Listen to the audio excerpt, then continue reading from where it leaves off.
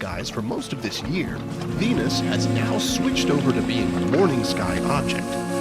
Look for the superheated, cloud-covered planet as a bright beacon in the eastern sky before sunrise throughout the month.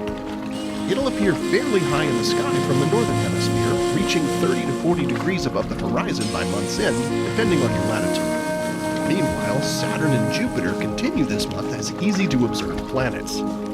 Find Saturn low in the southeast after sunset, with Jupiter rising a couple of hours later. Saturn then sets a couple of hours before sunrise, leaving Jupiter to rule the sky on its own until the sun comes up. You'll find Jupiter together with the moon high in the southwest before dawn on September 4th. The full moon on September in the northern hemisphere reach their peak. The harvest moon provides a few days of bright moonlight right after sunset, which traditionally helped farmers have a bit more time to bring in their crops in advance of the first frost.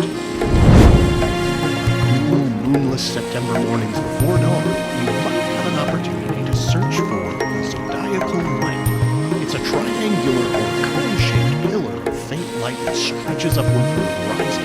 It's easiest to observe around the time of the equinoxes, and it's thought to have several potential sources, including comets, planet Mars, and asteroids.